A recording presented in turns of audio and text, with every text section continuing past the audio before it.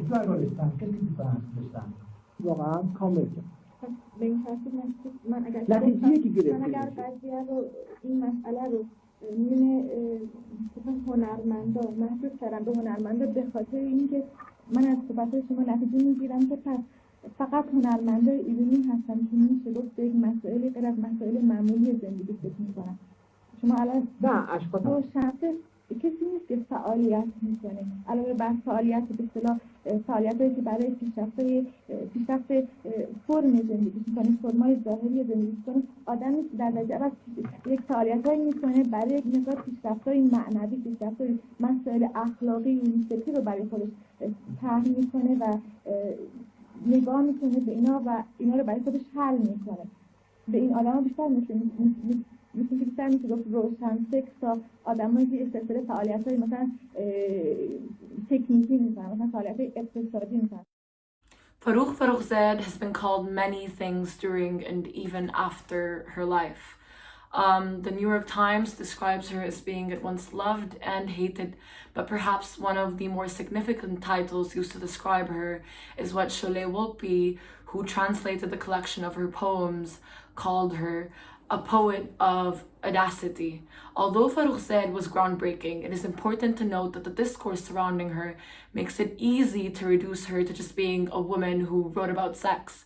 And in my opinion, defining her by that alone is a crime that is close to, if not equal to, the ones committed by those who vilified her for doing just that. Farrokhzad was more than a woman who wrote about sex. Of course, she is without a doubt controversial, but the discourse that surrounds her tends to revolve on that alone. This reduction of her character, even if done with positive intentions, even if done in a celebratory manner, strips her of the multitudes that make her up. Farrokhzad was a poet, a filmmaker, a wife, a mother, an adulteress, a lover, and a citizen of a turbulent Iran. She was not one or the other. She was all of these things, and that is best showcased through the art she produced. The art that earned her so much praise and so much disapproval.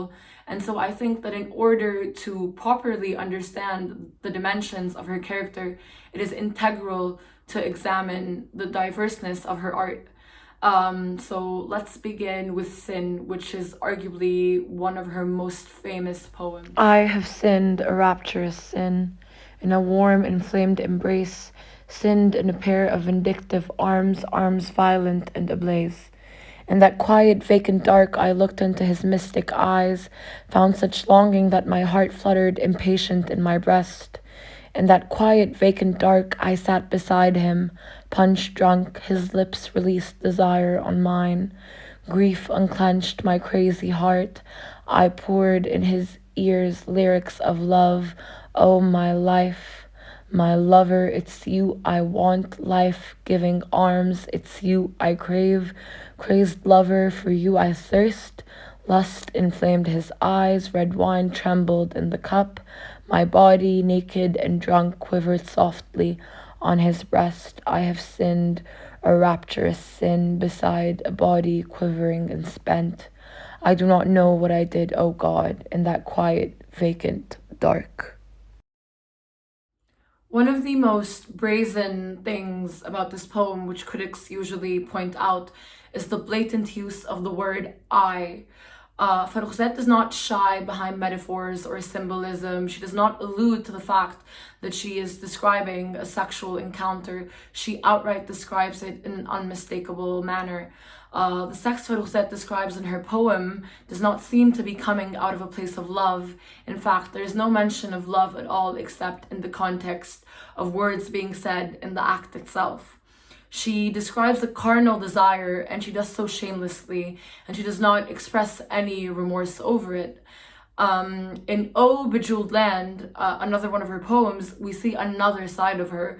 Gone is the sultry language and eroticism, and instead she delves into the social and the political with extensive description. Although the poem is quite long, I think it's very important to recite it in order to show the stark contrast between it and Sin. Finally, I made it. I registered myself and confirmed my existence with a name and a number. Therefore, long live number 678 from the 5th arrondissement, Tehran. Now I'm all set, the balsam of motherland, the lullaby of old civilization, and nipple of history. And the rattle of law's rattle box, it is all mine. I'm all provided for. In ecstasy, I stand by the window and inhale 678 lungfuls of air scented with dung, urine, and rubbish. I sign my name on 678 bills and on 678 application blanks, Farrokhzad. In the land of the rose and nightingale, it's a privilege to be merely living, let alone when your existence is finally confirmed with a name and a number. Henceforth, I can simply peep legally at last through the curtains and see 678 poet charlatans in search of rhymes and rhythms amidst garbage cans. I have but taken my first legal stroll, whereupon a flock of 678 mysterious nightingales disguised as black crows flap their weary wings towards daylight. I have only to inhale my first legal share of air and smell the odor of 678 roses, courtesy of the great Plastico Manufacturers, Inc. Ah, yes, it is a privilege to live in the homeland of Mr. Crooner, Junkie Clownson, and Maestro Torch Songster, not to mention flocks of fleshy film stars, opulent legs, buttocks, breasts, and covergirl cum art and whatnot, and philosophers of to hell with it ain't mine, and quiz shows, and you have only to touch any sound box or picture box, and out jumps to sing a new genius of juvenilia. So now that I have finally made it, I'll celebrate. I'll buy and charge it 678 candles, which I'll light, then I'll jump onto the shelf to deliver a few words. Ladies and gents, on the advantages of living legally, whose ground I'll break amidst overwhelming applause with a shovel, with an axe, or a bodkin. Henceforth I can join artists' gangs, but first I should inhale in the back room of Khachik's corner store several grams of pure stuff and drink several cups of not so pure Pepsi Cola and publish several pieces of blah blah tamara. Then I join the assembly of artists and write the outline of the project of my first great novel on the back of 678 packets of grade A native Winstons, whereupon I should have become self-confident enough to extend a self-invitation to the assembly of eulogy and flattery and financial security, because, gentlemen, every month I read from cover to cover the magazine of art and science and acquiescence. Moreover, I'm not too bad in the art of good rhetoric and poetics. Oh yes, finally I made it. Therefore, long live number 678 from the 5th arrondissement, Tehran, who, with her willpower, hard work, and positive thinking, has obtained such a lofty position, namely 678 meters from where she stands at the window to the ground on the sidewalk, and is proud and privileged to be able to throw herself directly from the window rather than indirectly via the staircase onto the bosom of the motherland. Let it be her final wish and will that in return for 678 coins, the great poet and official laureate Maestro Abraham Sahaba compose a eulogy in her behalf in the rhythm pattern of blah.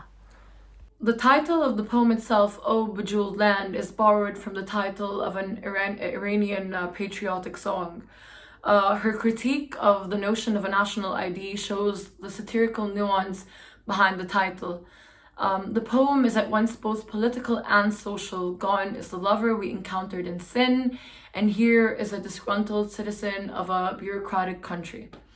The last poem I want to speak about is called Poem for You, a poem dedicated to her son. For a little background context, Farrokhzad lost custody of her son after her husband and her got divorced. She was barely allowed any visitations. I tried extensively to search for Poem for You, but was only able to find 2 of its lines, and they go, "You will search for me in my words and tell yourself, my mother, that is who she was." Gone is the sensual lover and the critical citizen, and here we meet the estranged mother.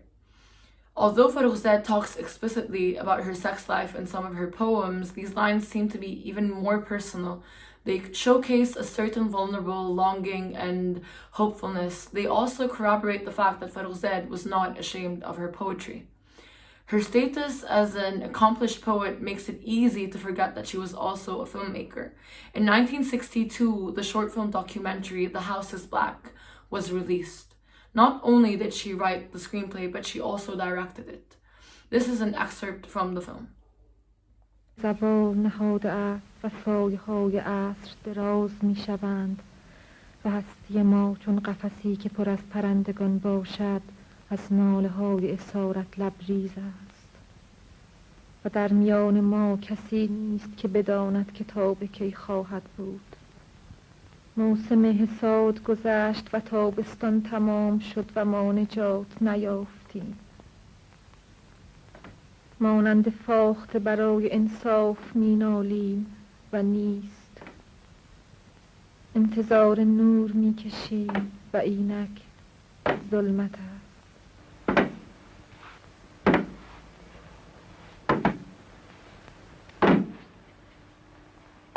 ستاره ناهید، گاهی سر شب ستاره پرنوری میبینیم.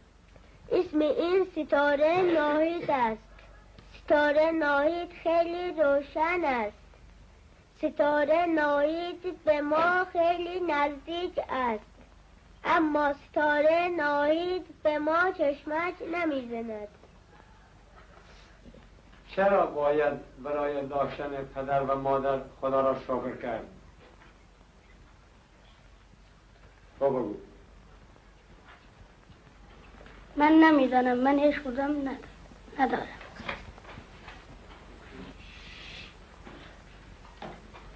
تو اسم چند تا چیز قشنگ رو بگو.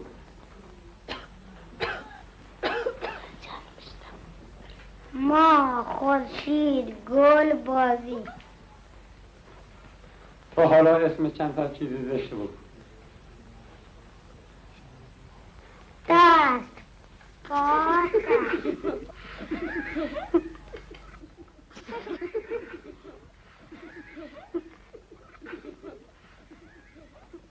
یه جمله بنویس که کلمه خونتون باشه.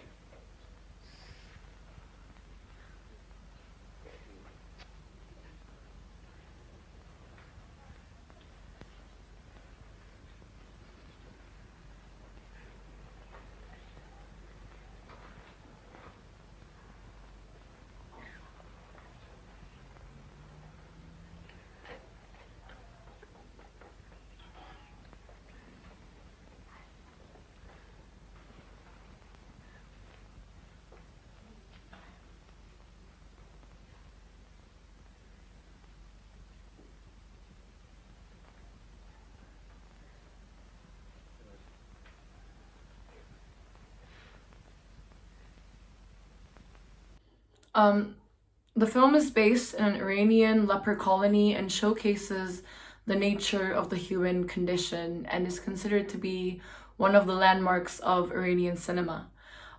On that note, Farrokhzad did not just excel in one medium of art, but in many. She did not limit or constrain herself in terms of thematics or even art forms. Her art truly reflected how multifaceted she was as a person. Whether it's erotic poems or social and political commentary or even personal vulnerability, she could do it all. Thank you for your time.